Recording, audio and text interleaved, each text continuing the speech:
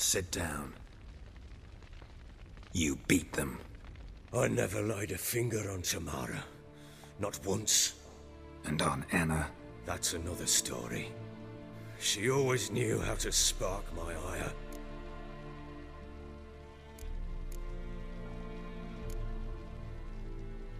Your wife. How'd she make you angry? Too much salt in the soup? Socks never darned? 20 years we've known each other. She's seen me drunk and sober. She was there to greet me when I returned the victor. She was there to patch me up in defeat. Like no other, she knew where to press, where to pinch, so it would hurt. You beat her? For that? For criticizing you? Oh, Witcher, you haven't a clue, have you? Well, perhaps I shall tell you about it one day. One day, but not today. Expect me to believe you are a loving father to Tamara after that scene in the courtyard? You're free to believe whatever you wish, but she was always the apple of my eye. She had the run of the place, ask anyone. She'd ride the horses, hunt with the men, at times join them on their rounds. And they'd send for her when I flew into a rage, for only she could calm me. Make it sound like she led a charmed life. If that's the case, why'd she run? I'd hardly need you if I knew. You knew they had run away from the start. Yes, I knew. Why didn't you tell me? Wasted my time. Say I had. Say I'd said I had troubles. Couldn't control my wife, my daughter. What kind of flaccid prick would you take me for?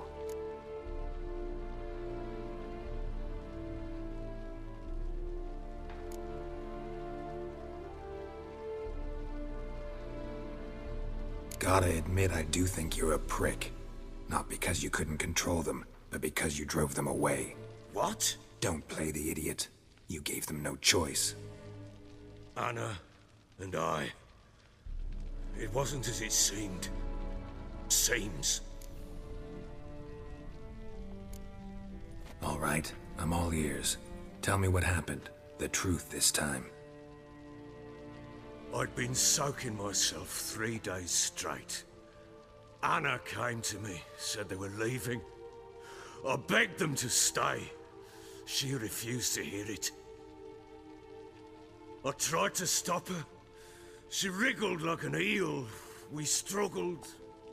She fell. Last blasted thing I remember.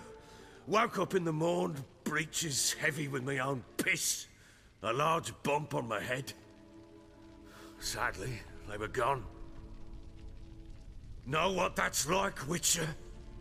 No. How the fuck could you? I was left with nothing. Nothing! Only the bottle. Signs of a fight in the room. Hole in the wall, wine all over the landing. Was that you? Aye. We tussled.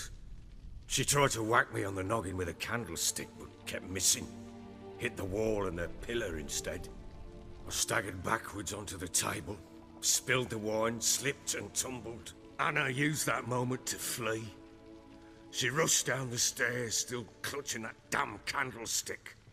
I caught her on the landing. We fell. I thought I had her. Then she turned and smacked me in the head. I blacked out.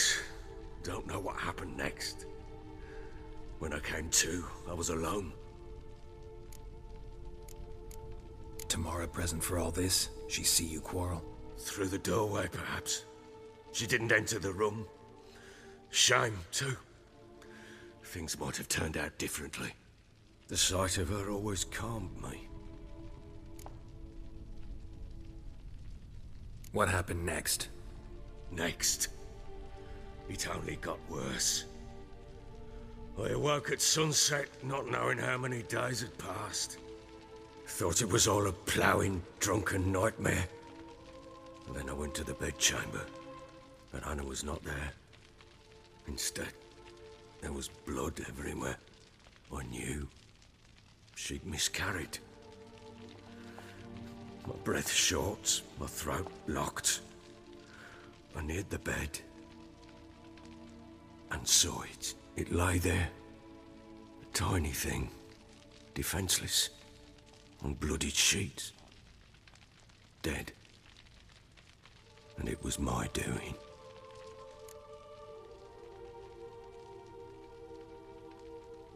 Maybe you're doing, maybe not. But that amulet she wore could be important. Or maybe the fact that she lost it. What did you do with the child? What was I to do? Took it out and buried it. Just like that? Damn you! I gave no thought to a funeral. It was a horror. I wanted it to end. That child had been my dream. I told Anna, the little one, our little one, to make things right. Yet she died before she could be born. Understand, Witcher? My child was dead.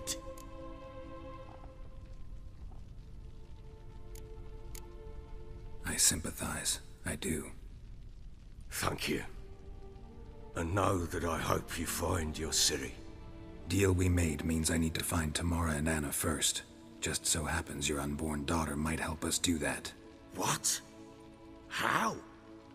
Sometimes miscarried fetuses, if they don't get a proper burial, turn into botchlings. Into fucking what? A cursed creature that draws strength from killing pregnant women. Once it's strong enough, it attacks those who scorned it. But how? How does it know? Blood ties. They're a strong bond. A bond I want to use to find your family. How? One of two ways. Legends claim you can bury a botchling under the family's threshold, perform a ritual, and turn it into a lubberkin. That's a sort of, hob, a guardian spirit that could lead me to your family. And the other way? We kill it and draw some blood. Take that to the Peller and he does the rest. Do not kill my child. It's suffered enough already. Lift the curse that it may finally rest in peace. Whatever we do, we gotta find the botchling first. I'll show you where I buried her, and I'll dig the grave at my threshold. If it turns out we can't transform the botchling into a lubberkin, they can bury us in it. Handy either way.